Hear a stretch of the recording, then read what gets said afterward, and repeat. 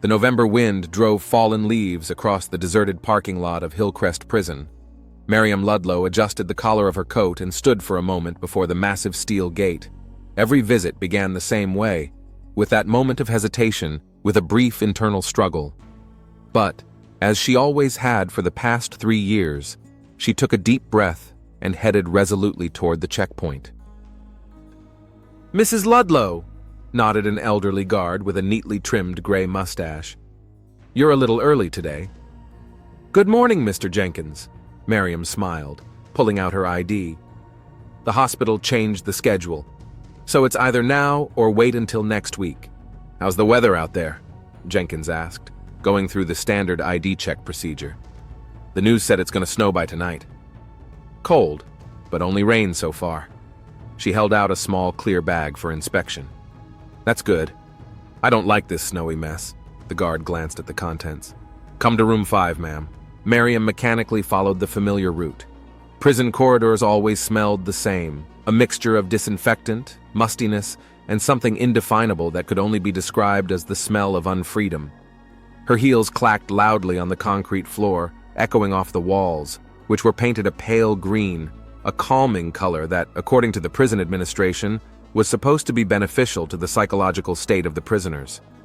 The day she had first seen Rexford came back to her mind. It was 6 years ago, at the Goodwin & Sons auto shop where Miriam had driven her old Ford after an unfortunate collision with a curb. A young mechanic with shrewd gray eyes and a disarming smile was explaining the suspension problem when she caught herself thinking that she wasn't listening to the technical details at all, just watching the movement of his oil-stained hands. "So it's going to take a few days to fix?" she finally asked, interrupting his explanation. "Unfortunately," he nodded, wiping his hands with a rag. "But if it's urgent, I can stay after my shift." The repairs took 3 hours. They talked the whole time, sitting on oil-stained chairs in the empty workshop. A week later, they met for dinner at a small Italian restaurant. 2 months later, he confessed his love to her, standing in the pouring rain at her front door. 6 months later, they were married in the town hall, without a grand ceremony or many guests, just the two of them and witnesses from the groom's side, his friends from the workshop. The first 2 years of their marriage were filled with simple, unassuming happiness. They bought a small house on the outskirts of the city, every Sunday breakfast in bed, made plans for the future. Rexford dreamed of opening his own workshop. Miriam planned to enroll in advanced training to become a head nurse. But everything collapsed overnight when he was arrested for the armed robbery of a gas station. At his trial, Rexford didn't deny guilt. He said only that he desperately needed money to treat his mother, who had been diagnosed with terminal cancer. He was sentenced to 7 years in prison. Miriam flinched as the door of the visiting room opened. A guard ushered Rexford in and nodded. "You have 45 minutes." They rushed toward each other as soon as the door closed behind the guard. "I've missed you so much," Rexford whispered, burying his face in her hair. "Me too," Miriam replied, hugging her husband tightly. Rexford pulled away, scrutinizing her face. "You've lost weight," he said anxiously, "and you look tired. Double shifts again?" "It's all right," she dismissed him. "It's just that the hospital has the flu, so a lot of people are on sick leave." They sat down at a small table across from each other. Rexford took her hands in his, noticeably calloused from prison labor, with calluses and cracks in the palms. "How's your week?" Miriam asked, habitually avoiding a direct question about prison life. "No change," shrugged Rexford. "Working in the laundry, reading the books you brought last time. That detective story was a good one, with a surprise ending." "I thought you'd like it," Miriam smiled. "I brought a couple more in the same series." She pulled 2 shabby paperbacks and an auto mechanics magazine out of her bag. "You're the best," Rexford said sincerely, accepting the reading with care. "How's Buster? Still chasing the neighborhood cats?" "Our dog is getting older," Miriam laughed. "Now he prefers to snooze on the porch, watching the birds. But when I tell him we're coming to see you, he always perks up." "Tell him I miss him too," Rexford said quietly. "It's been 3 years, 4 to go, and we'll be together again." Miriam lowered her gaze. "Yes, I'm counting the days." "No, really," Rexford went on insistently. "I want you to know that every day here I think about you, about our future. When I get out, we'll start over. I found some books on business planning in the library, and I'm studying them. I still want to open a shop, maybe even expand into a full-fledged auto repair shop. That sounds great, she replied quietly. Hey, Rexford leaned closer. Is something wrong? You seem different today. Different today. Just tired.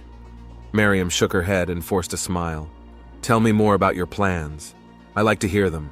For the next 30 minutes, Rexford talked excitedly about how he saw their future life. A bigger house, maybe a baby, trips to the coast together. Miriam nodded and smiled, asking questions from time to time, but Rexford, who knew his wife well, could see that her thoughts were elsewhere. Time, the guard announced, peering into the room. They went upstairs. Rexford hugged Miriam tightly and then kissed her tenderly. I love you, he said, more than anything in the world. And I you, she replied, feeling a lump rise in her throat. Will I see you in 2 weeks? He asked, retreating to the door where the guard was waiting. Of course, Miriam nodded. I'll be waiting. When the door closed behind him, she stood still for a few seconds, staring into the void. Then she wiped away the involuntary tears and headed for the exit.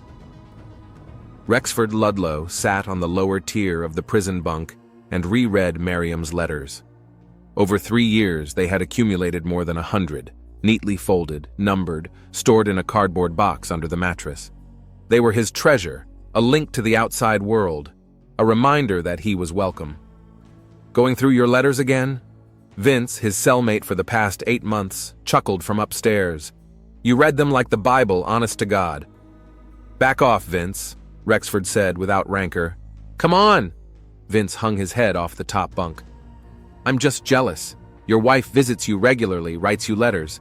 Mine filed for divorce a month after the verdict, he said. You're a lucky man, Rex. Not many people are so lucky. Rexford folded the letter thoughtfully and put it back in the envelope. I know, he said quietly. Believe me, I know. Miriam parked the car in front of her house and sat for a long time without turning off the engine. A soft jazz tune was blasting from the speakers, the kind of music she and Rexford liked to listen to together on Saturday nights. Right now, it was only a tugging pain somewhere under her ribs. Finally, she turned off the engine and got out of the car. The front door greeted her with the familiar creak. Buster, an aging Labrador, barked happily in the hallway, wagging his tail and tangling under her feet. Hi, boy. Miriam leaned over to pet the dog. Daddy says hi to you. Buster licked her hand and ran into the kitchen where his bowl stood. The house was quiet and empty, as it had been most of the time for the past 3 years. Miriam hung up her coat and walked into the living room where their wedding pictures stood on the mantelpiece. Young, happy faces, carefree smiles. It seemed like an eternity had passed since then. She sank into Rexford's favorite chair and pulled out her phone. A notification glowed on the screen, 3 missed calls and a message. How'd it go? Worried. Call me when you can. L. Miriam closed her eyes and leaned her head back in her chair. Guilt came over her with renewed force. Every time she looked into her husband's eyes, every time she listened to his plans for the future, she felt like a traitor. But didn't she deserve to be happy? Should she have buried herself for 7 years while her husband served time? The phone vibrated again. An incoming call from L. Miriam looked at the picture on the mantel, then at the phone screen. Sighing, she pressed the reset button. She didn't have the energy for this conversation today. Buster came into the room and laid his head in her lap, looking faithfully with his brown eyes. Miriam absent-mindedly scratched him behind his ear. What am I going to do, Buster? She whispered. What am I going to do? The dog only sighed and closed his eyes, enjoying the caress. Outside the window, the first snowflakes were slowly falling, settling on the withered November grass. Winter was coming, promising long, cold, lonely nights. Pinridge City Hospital never fully fell asleep, even in the deepest hours of the night. At 3 in the morning in the emergency room, Nurse Miriam Ludlow was filling out a patient's chart when she heard familiar footsteps in the hallway. She didn't look up, but the corners of her lips involuntarily quivered in a smile. The night shift is getting to you, Mary, said a deep, masculine voice. She looked up, meeting Dr. Landon Pierce's eyes. A tall, trim man with barely noticeable gray on his temples stood leaning carelessly against the door jamb. His surgical uniform was impeccably clean, even after a 6-hour operation. "I thought you'd gone home by now," Miriam said, trying to keep her voice casual, though her heart was racing. "Got held up with the paperwork," Landon shrugged. "Would you like some coffee? They just brewed a fresh one in the cafeteria." "I've got 2 more patients." 20 minutes, Mary," Landon interrupted her gently. "Even a robot needs recharging." Miriam looked around at the nearly empty hallway, which was now unusually quiet, and nodded. "Okay, 20 minutes." They were sitting in the corner of the hospital cafeteria, the only visitors at this late hour except for the orderly napping at the far table. "You look exhausted," Landon observed, scrutinizing her face over the rim of the plastic cup. "Been to Hillcrest again?" Miriam wrinkled her nose. "Don't get me started, okay? I'm just worried about you." He gently covered her hand with his. "Every time you come back from these visits, you come back exhausted. It's not healthy, Mary." "What's healthy?" She grinned bitterly. "Leaving your husband when he's in trouble? Or maybe cheating on him with a coworker like I do?" Landon jerked his hand away as if he'd been burned. "I thought we'd discussed this." "We did," Miriam sighed. "I'm sorry, I keep thinking he suspects something. Today he asked about work, about coworkers." "It's natural," Landon said calmly. "He's interested in your life. But he can't know anything, Mary. We're always careful." She nodded, absent-mindedly stirring the sugar in her already cooled coffee. "Sometimes I think I'm going crazy trying to live these 2 lives at the same time." Landon looked at her carefully, his eyes darkening with emotion. "Look, I know you feel responsible. It makes you the wonderful person He hesitated, then finished decisively, "that I've come to love. But you can't sacrifice yourself forever. You're 32, Mary. How many more years are you willing to spend waiting?" Miriam was silent, looking away from him. Rexford's face came to mind, his eyes as he spoke of the future, a future she no longer believed in. "Come with me to Lakeview this weekend," Landon suddenly suggested. "No one knows us there. Just a little restaurant by the lake, a walk, some normalcy." She hesitated. "I don't know. 2 days, Mary. We deserve that." Miriam's phone beeped. "I've got to go." She rose. "Thanks for the coffee." "Will you think about the weekend?" Landon asked, also getting up. Miriam hesitated for a moment, then nodded, as if determined to jump into cold water. "Yes, I'll go with you." The Blue Harbor restaurant was located on the shore of a picturesque lake, 2 hours from the city. The small log building with a terrace overhanging the water looked cozy and welcoming. It was getting evening, and the warm lights were already on in the windows.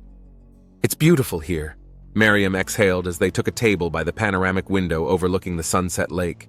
"I told you so," Landon smiled, filling her glass with wine. "A toast? To what?" She raised her glass.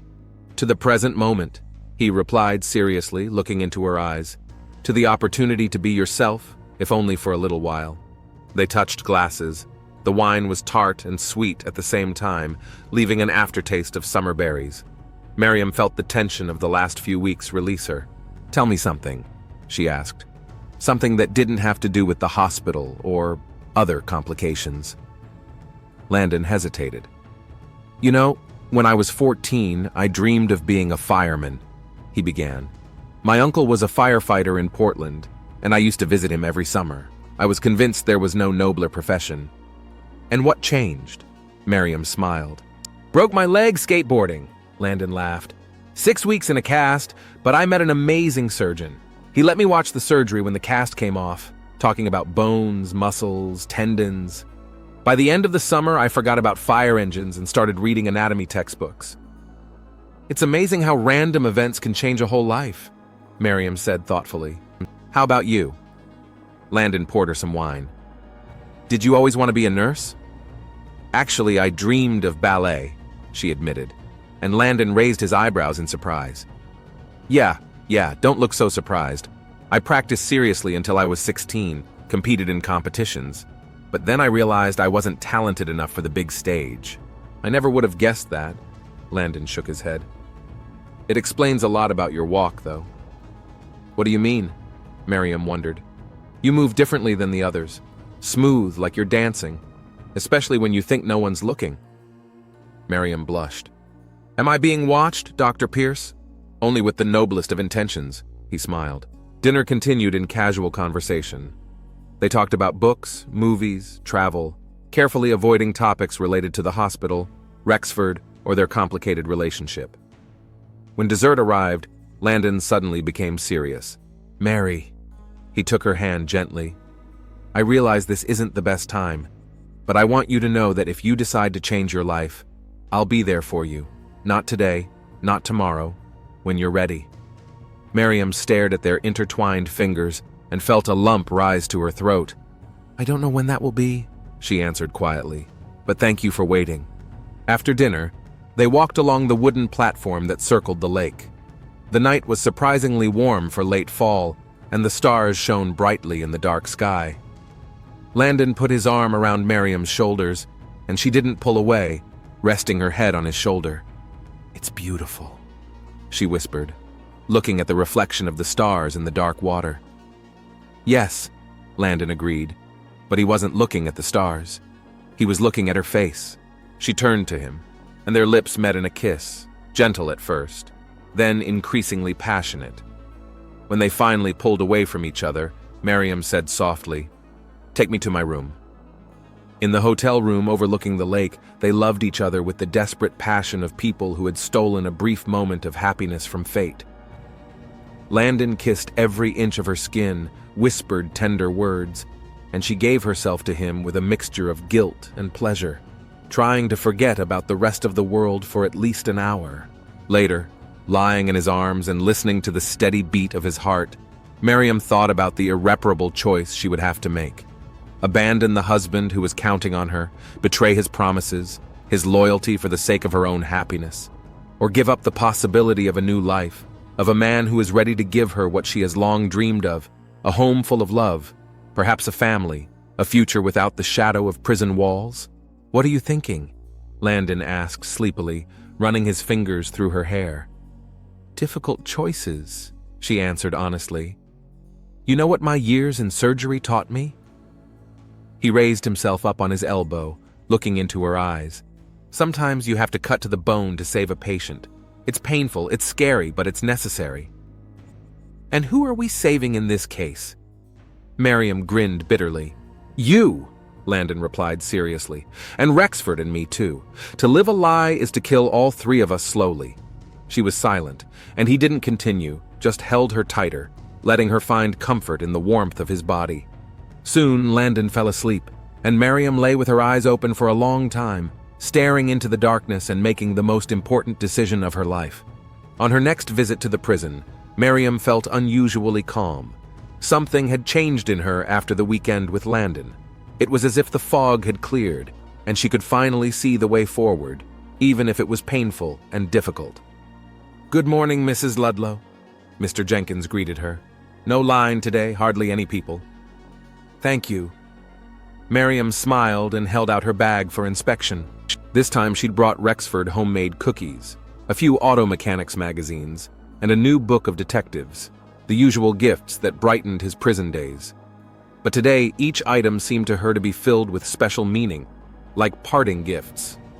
Rexford looked more tense than usual. As they embraced, Miriam felt his shoulders tense. Was something wrong? She asked when they sat down. Nothing much, he brushed it off. A little prison trouble, needless to say, but his gaze was fixed and attentive, as if he were searching her face for something. How's work? Rexford asked, flipping through the magazine he'd brought. Everything the same at the hospital? Any new co-workers? Just the usual, Miriam said, trying to keep her voice casual. There's a new chief of medicine, but I don't see him much. Rexford nodded, keeping his gaze on her. You know, I was looking through the local paper at the library. I found an article about your hospital. Isn't there a new surgical department? Miriam's heart skipped a beat, but she kept her composure. Yeah, a month ago. Big event for our little town. They brought in specialists from the capital. How'd they do? Did they settle in? Rexford inquired casually. I think so. Miriam shrugged. I mostly work in the emergency room, and I don't see many surgeons. The conversation turned to other topics, But Miriam had the feeling that Rexford was still studying her, as if looking for signs of something. When visiting time came to an end, she was relieved. "Until next week?" Rexford asked, hugging her goodbye. "Actually," Miriam drew air into her chest, "I wanted to talk to you about something important on my next visit. I need a little more time to prepare." "That sounds serious." His voice became strained. "Did something happen?" "It's nothing," Miriam hastened to reassure him. "It's just, important conversation, okay?" "Of course," Rexford smiled tensely. "I'll be waiting." Rexford returned to his cell with an oppressive feeling. Something was wrong. He could feel it with every fiber of his being. Miriam had changed, and it wasn't just in her words or behavior. There was something subtle in her eyes, in the way she held herself, that spoke of a profound change. Vince jumped down from the top bunk, landing with his characteristic feline grace. "How was your date, Romeo?" He grinned, but when he saw Rexford's face, he grew serious. "Hey, is everything all right?" "I don't know." Rexford sat on the edge of the bunk, clutching the magazine Miriam had brought. "Something's going on, Vince. She's not what she used to be." Women always change, buddy," Vince said philosophically, pulling a homemade cigarette from its hiding place under the floorboards. "Especially when their husbands are behind bars." "No, that's not it," Rexford shook his head. "For 3 years she's been reliable, like a rock. And now—" He stopped talking, unable to find the words. "Look," Vince stepped closer and lowered his voice. "You saw that paper I showed you last week, didn't you? The article about the new department at the hospital." Rexford nodded slowly. In the group photo of the medical staff, he noticed Miriam standing next to a tall man in a surgical gown. The photographer captured the moment when he said something in her ear, and she smiled, that special smile that Rexford thought was meant only for him. "It doesn't mean anything," he said, more to himself than to Vince. "Sure, buddy," Vince agreed uncertainly. "But just in case, I asked my cousin who delivers goods to the hospital to keep an eye on things for me. He's a delivery guy. He's a medical supply guy." "I?" Rexford stepped forward, feeling his heart pounding. "Nothing yet," Vince shrugged. "But he promised to be careful. He'll let me know if he's got anything." Rexford nodded, feeling a mixture of gratitude and shame at having his own wife followed. But the worm of doubt had already entered his soul, poisoning every thought of Miriam, every memory of her words and smiles. "She wants to talk about something important next time," he said, staring into the space in front of him. "Said she needed to prepare." Vince whistled. "I hate to break it to you, Rex, but that's usually a bad thing." The prison library in Hillcrest was small but surprisingly well-stocked, thanks to donations from the local civic organization.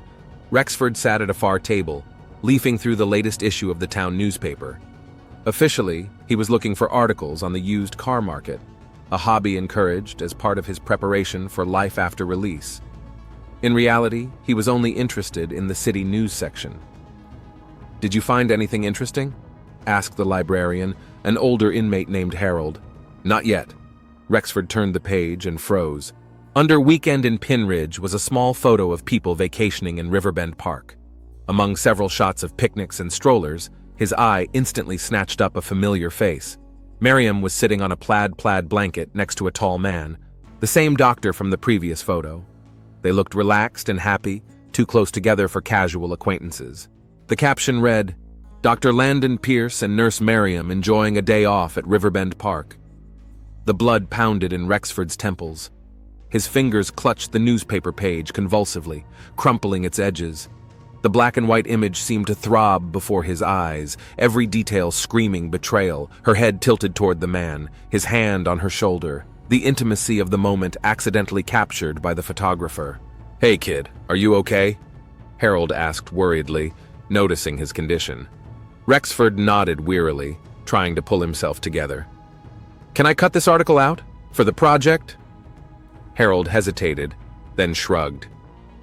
"Just don't damage the rest of the paper. It's shared." Back in the cell, Rexford hid the clipping under the mattress and lay staring at the ceiling. Images swirled in his head, Miriam in another man's arms, her laughter, her body. He clenched his fists so hard that his nails dug into his palms until they bled. When Vince returned, Rexford was outwardly calm, but inside he was seething with rage. "Hey Rex, remember what I said about my cousin?" Vince glanced back at the door. "He's got news." "Talk."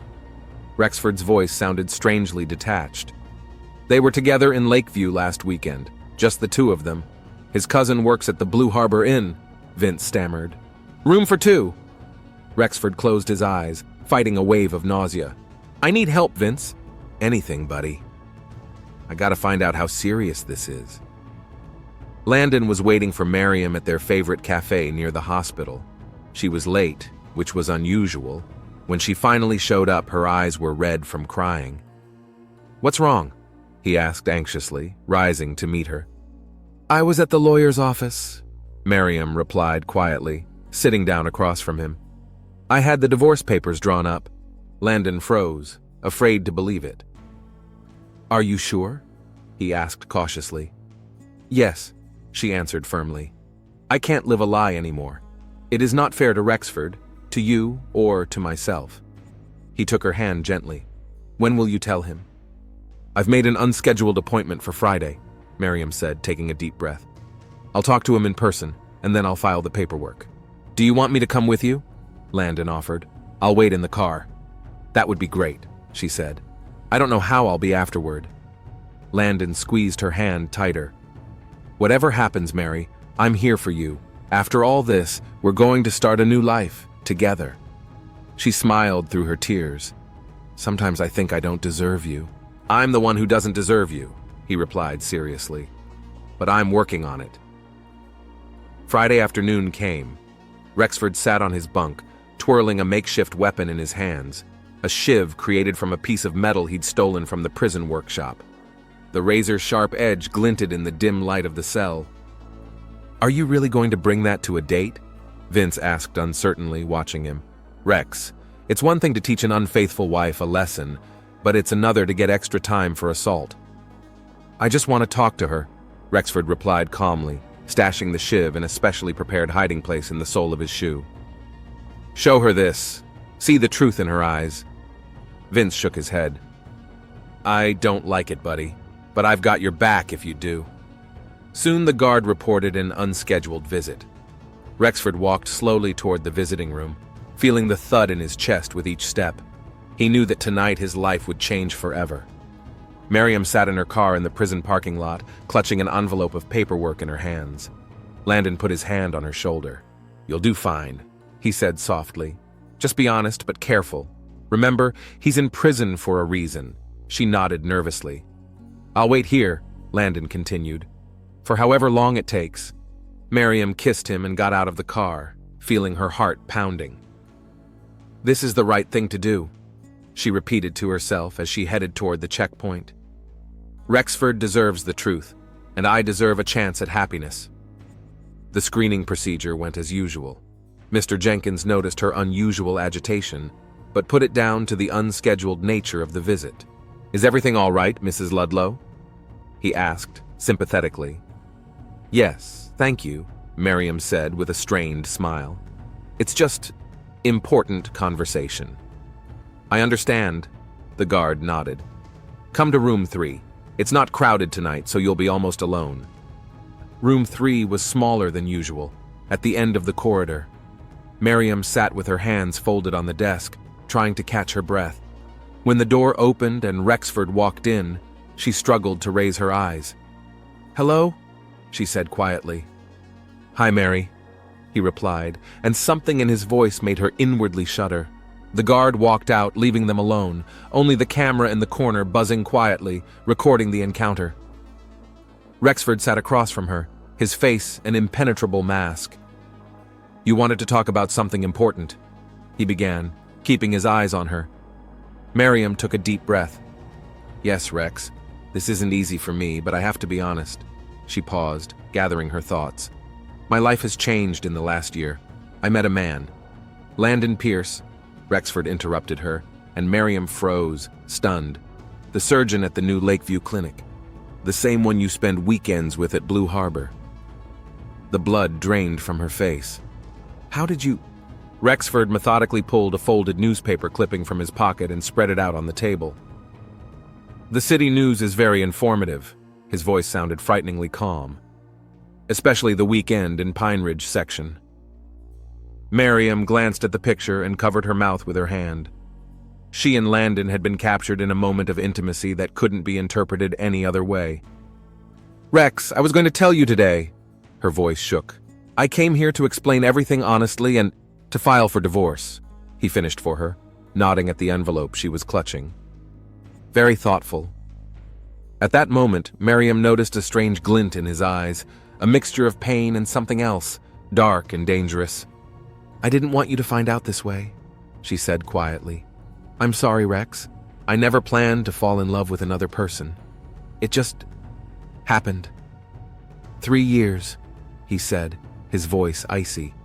3 years I held on just thinking about you, counting the days until I was free, planning our life, and all the while you were... Not all the time, Miriam said hastily. It started 8 months ago. I fought it, Rex, I have. But I've been so lonely. Rexford rose abruptly and Miriam instinctively recoiled. She noticed his hand sliding to his shoe and suddenly realized something was wrong. "Rex," she said warningly, "please, let's talk calmly." The security camera in the corner turned slightly, an automatic change of perspective per security protocol. For a moment, they were in a blind spot. "You betrayed me, Mary," Rexford whispered, pulling out his shiv. "Betrayed everything between us." The last thing Miriam saw was the look of unrelenting rage on the face of the man she had once loved. Then darkness fell. The cold November wind picked up as Landon Pierce looked at his watch for the 3rd time. Miriam had been in jail for over an hour, which seemed odd for a simple conversation about divorce. An uneasiness was building inside. He knew how difficult this conversation would be for both spouses, but something told him that something unforeseen was happening. Suddenly, the howl of a siren cut through the air. The main gate of the prison slammed shut with a metallic clang. A police car with its blinkers on whizzed past the parking lot, followed by an ambulance. Landon's heart skipped a beat. He jumped out of the car and ran to the gate, where a small crowd of visitors like himself, stuck outside by the sudden lockdown of the facility, had already gathered. "What's going on?" he asked an elderly guard standing at the gate with a tense face. "An emergency, sir," he replied dryly. "No one gets in or out until the stand-down signal is given. There's my..." Landon hesitated, not knowing what to call Miriam, "my friend. She's here to see her husband." The guard looked at him carefully. "Name? Miriam Ludlow." Something flashed in the guard's eyes, a mixture of recognition and sympathy that made Landon feel cold inside. "You'd better wait here, sir," was all the guard said, turning away from the walkie-talkie that was blaring commands. Detective Emmett Crawford arrived at Hillcrest 20 minutes after the call. He had seen many horrors in his 22 years on the force, but never failed to feel a heaviness in his chest at the sight of a new tragedy. The prison yard was filled with police cars and the coroner's car. The warden, Obadiah Price, was waiting for him at the entrance, a tall man with a military bearing and a grim expression. "Detective Crawford," he held out his hand. "I'm sorry to meet you under these circumstances." "What do we have?" Emmett asked, shaking his hand. "Murder during a date," Price answered briefly. "Inmate Rexford Ludlow stabbed his wife multiple times. She died before paramedics arrived." "How did he carry a weapon?" Crawford frowned. "Homemade shiv in the sole of his shoe." Price shook his head. "We're checking to see if there was an accomplice among the guards." They walked through the quiet corridors of the prison. The prisoners were locked in their cells until they were cleared, and only the hum of voices came from behind the steel doors. Visiting room number 3 was fenced off with police tape. Forensics worked inside, taking pictures and collecting evidence. The body had already been taken away, but the blood on the floor and walls told its own gruesome story. "Cameras?" Crawford asked, looking around the room. "Right here," Price pointed to a corner. "But there's a problem." At the moment of the attack, the camera was turned to the other wall, an automatic change of perspective by security protocol. We only see the beginning of the conversation and the result. "Where's the suspect?" "He's in the holding cell under heavy guard. Didn't resist arrest. In fact, he was found sitting next to the body." Crawford nodded. "I want to talk to him." Rexford Ludlow sat motionless in a metal chair in the interrogation room. His hands were cuffed with handcuffs attached to the table. Brown stains of dried blood were visible on his prison robe. When Crawford entered, Rexford did not even look up. His face expressed no emotion, the blank mask of a man who had lost everything. "Mr. Ludlow, I'm Detective Emmett Crawford." Emmett introduced himself, sitting down across from him. "I need to ask you some questions about what happened today." Rexford looked up slowly. His gray eyes seemed lifeless. "She's dead," he said without expression. "I killed her." "Tell me what happened," Crawford suggested calmly, turning on the recorder. "She betrayed me," Rexford said in a monotone, as if in a dream. "She came to tell me she was leaving me for someone else, a doctor." He pulled a crumpled, blood-stained newspaper clipping from under his handcuffs and placed it on the table. Crawford scrutinized the photograph of Miriam sitting in the park with an unknown man. "Did you plan the murder in advance?" the detective asked bluntly. "I wanted to—" Rexford was silent, as if searching for words. "I just wanted to see the truth in her eyes. I wanted her to confess. And then—" "You brought a shiv with you," Crawford remarked. "That would indicate premeditation." Rexford shuddered as if awakened from a trance. "Is he there now?" he asked suddenly. "Outside?" "Who?" "Her lover, Landon Pierce." He said the name with such disgust that Crawford shuddered. "I don't know," the detective replied, making a mental note to check it out. "Let's go back to what happened in the visiting room." Landon sat in the waiting room of the police station where he had been taken to testify. He still couldn't believe what was happening. Miriam, his Mary, was gone.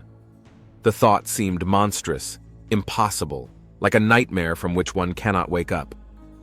The door opened and Detective Crawford entered, a tall, middle-aged man with shrewd eyes and the tired face of a man who had seen too much grief. "Dr. Pierce?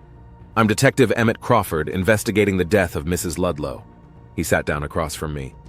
"I need to ask you a few questions." "What happened?" Landon asked hoarsely. "All I was told was that she—" He couldn't finish the sentence. Crawford nodded sympathetically. "I'm sorry. Mrs. Ludlow was killed while out with her husband, multiple stab wounds. He'd already confessed." Landon covered his face with his hands. "It's my fault," he whispered. "I should have gone with her." "Tell me about your relationship with Mrs. Ludlow," the detective asked gently. Landon took a deep breath, trying to pull himself together. "We met 8 months ago at the hospital. I'd just transferred to Pinridge. She was a nurse in the ER." He paused. "At first it was just friendship. She told me about her husband in prison, how hard it was for her, more than friendship." "Was she planning a divorce?" "Yes," Landon nodded. "We talked about it for a long time. Mary was racked with guilt, didn't want to betray Rexford, but in the end she decided that honesty was the best way out. She prepared the divorce papers and went today to explain everything to him in person." "How long have you two considered yourselves a couple?" Crawford asked. "For the last 3 months," Landon replied. "We've been careful, though. Traveled to other cities for the weekend. Mary didn't want the rumors to get to Rexford before she explained herself." The detective wrote something down in his notebook. "Did Rexford Ludlow know about you?" "We thought not," Landon grinned bitterly. "Obviously, we were wrong, though. Rexford showed me a newspaper clipping," Crawford said. "A picture from Riverbend Park of you and Mrs. Ludlow." Landon shuddered, remembering that day one of the few carefree moments of their relationship. "God," he whispered. So he'd known, and she'd gone to him. "She was a very brave woman," Crawford said quietly. "She preferred an honest conversation face to face." Landon nodded, feeling a lump rise in his throat. "That's why I loved her." The clock in Detective Crawford's office read 3:30 in the morning, but he was in no hurry to get home. The death of Miriam Ludlow seemed at first glance a simple case, a crime of jealousy, committed in a state of passion, with a confession from the killer. But the detective's professional instincts told him to dig deeper. On the table were crime scene photos, the medical examiner's report, witness statements, and a printout of Rexford Ludlow's preliminary interview. Crawford looked at the prison surveillance tapes for the 100th time. "Still on your mind?" Lieutenant Morrison, his immediate superior, came through the door. "Something doesn't add up." Emmett said thoughtfully. It's too convenient. The camera automatically changed angle at the exact moment of the attack. The guard who'd taken a moment to leave, a shiv that's been through several checkpoints. You think someone was helping him? Morrison took a seat on the edge of the table. Maybe. Crawford rubbed his tired eyes. Or maybe Ludlow just planned the assassination well, knowing the prison routine. Either way, I want to make sure we haven't missed anything. In the prison cell, Rexford Ludlow sat motionless on the edge of his bunk. Now that the initial shock had passed, the reality of what had happened was weighing heavily on him. He looked at his hands, the hands with which he had once caressed Miriam, and now had taken her life. A strange stupor was replaced by an attack of suffocating grief. He sank to his knees and wept for the first time since childhood, dry, agonizing sobs that shook his whole body. "What have I done?"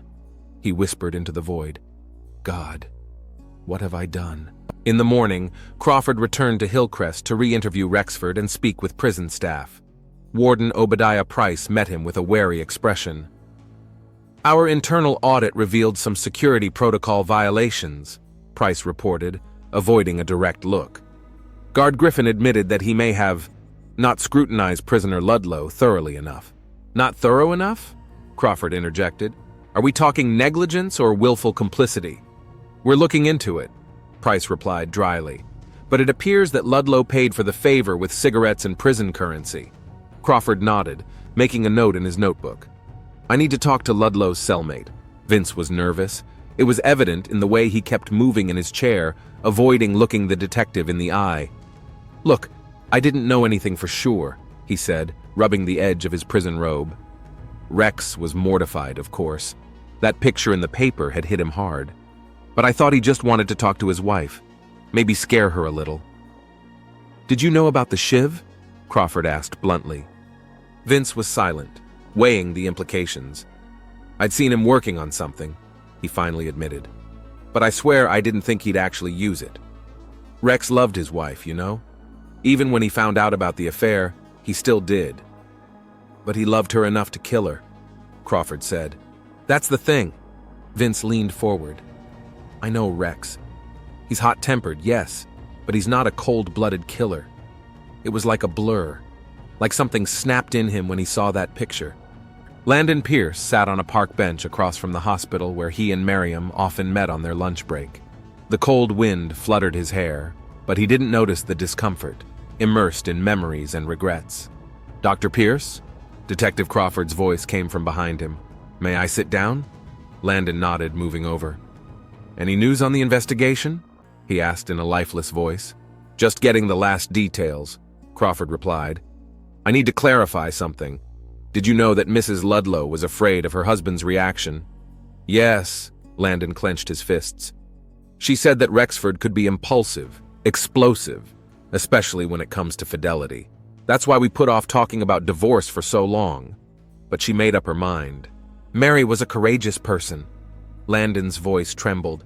"She thought Rexford deserved to hear the truth in person, not in documents or from a lawyer. Said she owed him at least that much." Crawford nodded thoughtfully. "Had she told you about her plans after the divorce?" "We wanted a fresh start," Landon answered quietly. "Maybe move to another city. Mary dreamed of a house with a garden, children." He fell silent, unable to continue. Crawford put his hand on the doctor's shoulder. "Thank you for your cooperation, and please accept my condolences." The last time Crawford questioned Rexford Ludlow was 3 days after the murder. During that time, the prisoner had changed considerably, his face gaunt and his eyes painfully clear, the eyes of a man who had fully realized the irreparability of his crime. "I'm ready to sign a confession," said Rexford as soon as the detective entered. A full confession, with a statement of premeditation. Crawford switched on the tape recorder and prepared to listen. "I found out about their relationship in the newspaper," Rexford began, his voice sounding lifeless. "First it was just a picture of the opening of the ward at the hospital, then another one in the park. I don't know why the reporter even noticed them. Maybe he noticed our name in the crime story when I was being locked up." He was quiet for a moment, collecting his thoughts. "I had Vince and his cousin follow her. They found out about the trip to Lakeview, the hotel. I was jealous out of my mind. I pictured them together every night. And you decided to kill your wife? Crawford asked. No. Rexford shook his head. I mean, at first, I just wanted to scare her. Show her I knew about the affair. I sharpened the shiv, arranged with the guard for a search. But when she sat there, across from me, talking about the divorce, the new life they were planning with that doctor, his eyes filled with tears, I just snapped out of it. My eyes went black. All I remember is the look in her eyes, scared, incomprehensible, and then blood everywhere, and the guards pulling me away. He put his hands over his face. I don't deserve forgiveness. I took the life of the man I loved most in the world. Crawford wrote up the statements, collected all the necessary signatures. The case was all but closed, a classic crime of jealousy, with a confession and hard evidence. A week later, Crawford was sitting in his office, finishing his report on the Ludlow case. Suddenly, there was a knock on the door, and Velda Shannon, a prison psychologist from Hillcrest, a short woman with a penetrating gaze, entered. Detective Crawford, can I talk to you for a minute? She was holding a thin folder. I've prepared a psychological profile of Rexford Ludlow for the court. Thought you might be interested. Crawford gestured for her to sit down. I've been observing Rexford for 3 years, Velda began. A classic case of obsession. His life revolved entirely around his wife, her letters, her photographs, her future plans. He created an idealized image of their relationship that didn't hold up when confronted with reality. Sounds about right, Crawford nodded. That's exactly what happened. But there's a nuance, the psychologist continued. During his 3 years in prison, Rexford had learned to control his impulses. His outbursts of anger became less frequent, shorter. He has developed the ability to restrain himself, especially in Miriam's presence. That makes a sudden violent attack atypical. Crawford frowned. What are you trying to say? Only that the degree of brutality of the crime, multiple chaotic blows that continued even after the victim had lost consciousness, indicates a state close to psychosis. This isn't just an outburst of anger, it's a complete breakdown of personality under unbearable emotional stress. It's unlikely to affect the verdict, Crawford remarked. Of course, Velda nodded. I just wanted you to understand that he's not a monster. He's a man who's lost his only support in life, and he's broken under the weight of that loss. When she left, Crawford sat motionless for a long time, looking at a photograph of the happy couple, Rexford and Miriam Ludlow at their wedding, found in the prisoner's cell. The 3 smiling faces in the photo, them and Landon Pierce at a hospital event, shared a strange commonality. All 3 were seeking happiness, love, acceptance, and each had paid a price for that search. Crawford closed the case file. Sometimes the simplest crimes have the most complex motives and the most tragic consequences.